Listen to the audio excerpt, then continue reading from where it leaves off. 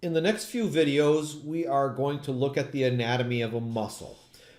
Everything from the smallest components located inside the cell all the way until that muscle inserts into a bone.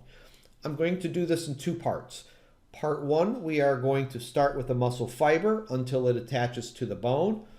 Part two, we're going to look inside the muscle fiber and look more specifically at what those contractile proteins are.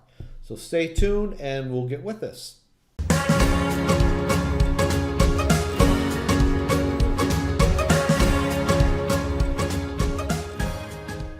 Okay, so on this video we are going to look at the muscle, beginning with the muscle fiber until it inserts into a bone or another tissue. But first, let's go over a couple key points. A muscle is an organ, and as we've previously learned, an organ is where you have two or more tissue types that work together for a common purpose or a common function, okay?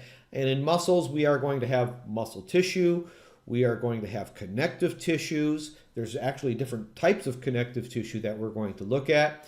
There's going to be blood vessels, there's going to be nervous tissue. So we have more than two different tissue types that work together for a common function. So let's do a couple terms, and as we go through the muscular system, we are going to have different names for structures that you already know. So let's first start here, and let's say we got black here. Okay, so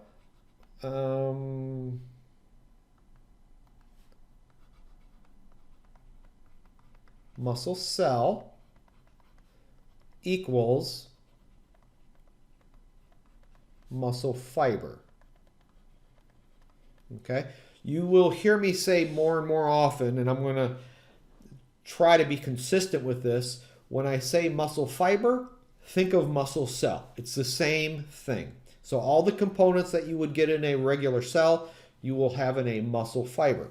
The reason they call a muscle cell a muscle fiber is because muscle cells can be very long, okay? When you're looking at different muscles, those cells are very long. So they call that cell a fiber, okay? So when you hear muscle fiber, think muscle cell. Sometimes you also will hear myofiber, and that's the same thing, okay? So don't get confused on this one. The next thing that we're going to look at are if you have bundles of muscle fibers. So bundles of fibers, these are those. Okay, bundles of fibers equals a structure called a fascicle. So bundles of fibers, put them together, that makes a fascicle. Bundles of fascicles,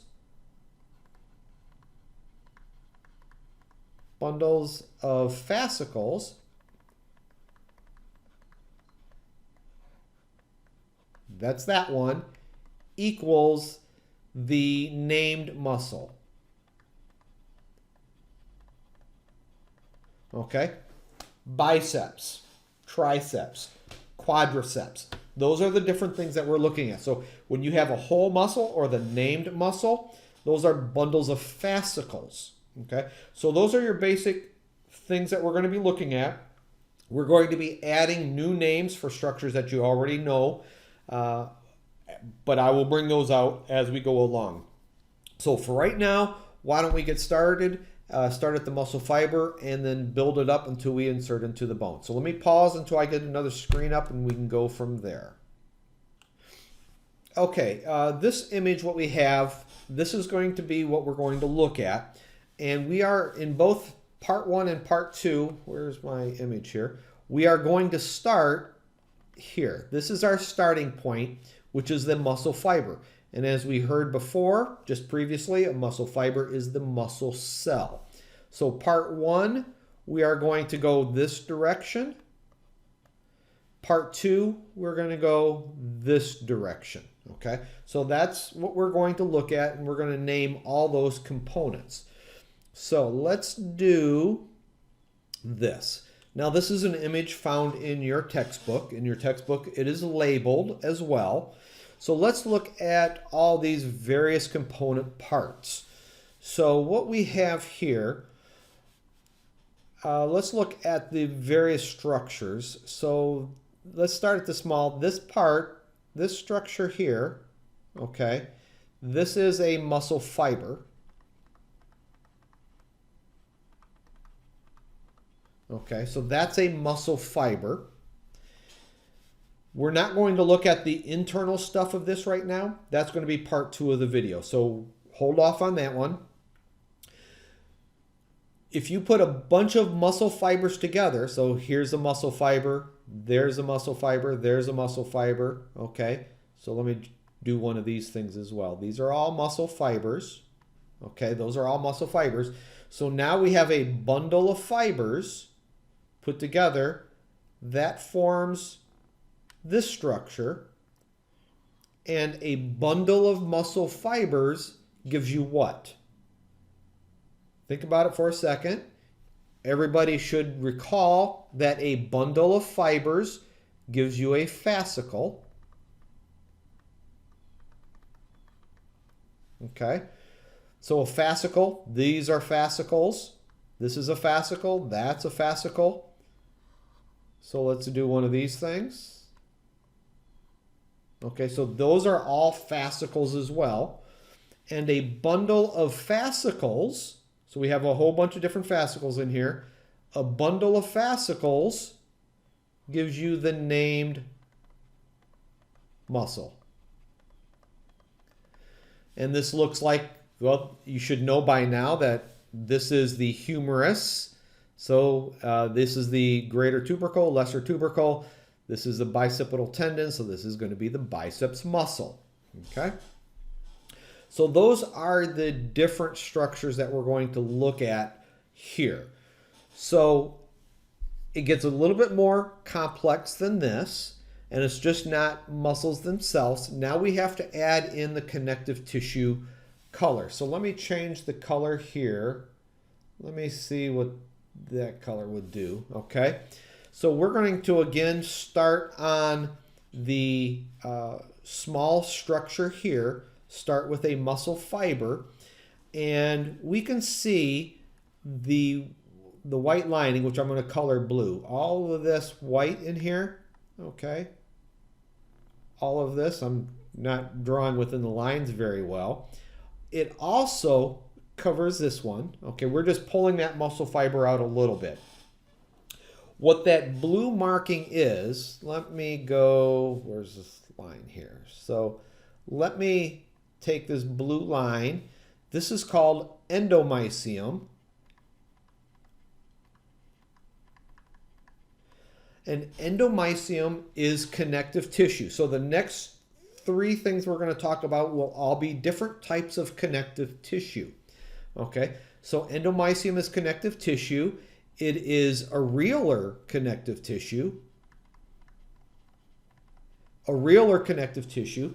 And this surrounds the individual muscle fiber.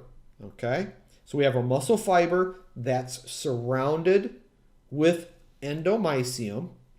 And what this one does is it is a delicate covering around the muscle fiber that electrically insulates it from the other ones.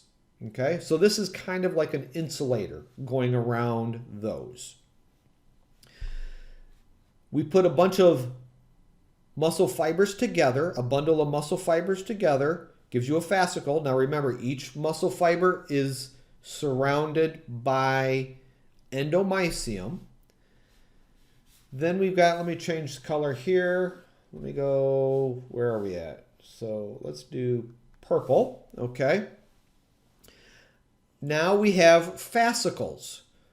So now this white area, I'm coloring purple, okay. If I can draw within my lines a little bit better. And it covers this, okay. That purple stuff is connective tissue called perimysium. And paramycium is dense, irregular,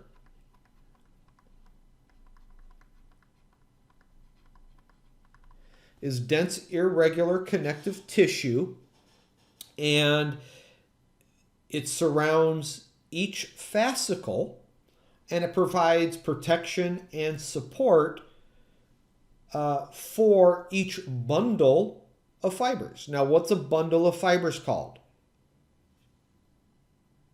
It's a fascicle, okay? So each muscle fiber is surrounded by endomycium, which is areolar connective tissue. It electrically insulates the muscle fiber. You put a bundle of muscle fibers together, forms a fascicle. Each fascicle is surrounded by another connective tissue called perimycium. This is dense, irregular connective tissue. And dense, irregular connective tissue is providing protection and support for that fascicle. And the other one, why don't we do green on this last one? Now we have, we can see this tissue here, okay? They kind of peeled that away. So this tissue is going around here, and that is epimycium, and this is also dense, irregular connective tissue. And this is also providing protection and support for the whole muscle. It's a tough leathery sleeve that goes around it. Okay, so all of these are wrapped around the muscle or different components of the muscle. Now, each one of these layers of connective tissue extends beyond the muscle fiber. So think of go to the butcher store and think of a sausage. Okay, picture you can see the sausage at the butcher's, and you can see the sausage casing that extends out the end of the sausage. That's what the epimycium, paramycium, endomycium is doing. It's extending beyond that.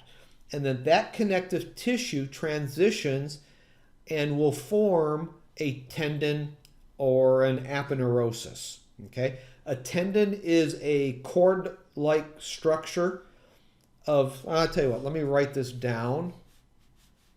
Well, I tell you what, let me do this in red. Okay?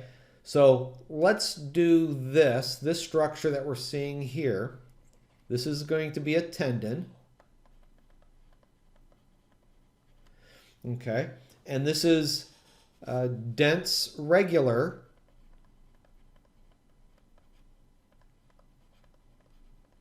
connective tissue, and it's made up of the endomycium, paramycium, epimycium that extend beyond the muscle fibers, and it forms a cord-like structure forming a tendon, and the tendon is going to insert into the bone.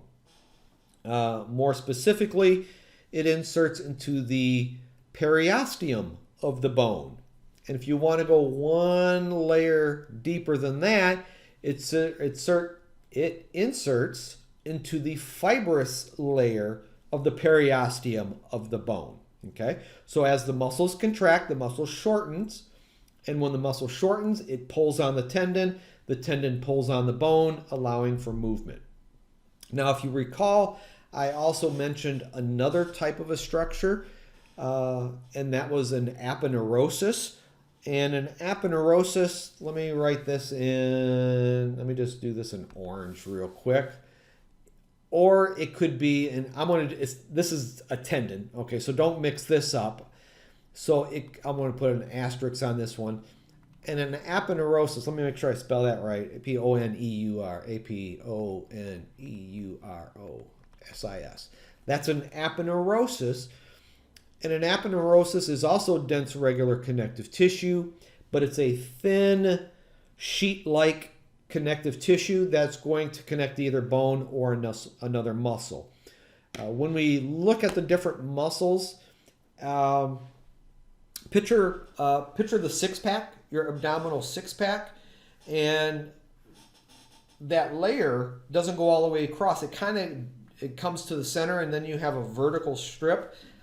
This is where your right side of the muscles and your left side of the muscles attach. And each side, the right side and the left side, is attached by an aponeurosis. Okay, so those are the differences there. Okay, let's look at two other types of fascia outside of the muscle. And let me extend this down just a little bit. And let's look at this one. Let me just go back to black. Where are we at here? There we go. The two other different types of fascia that we have, we're going to have deep fascia and superficial. Superficial fascia. Okay, so deep fascia lies external to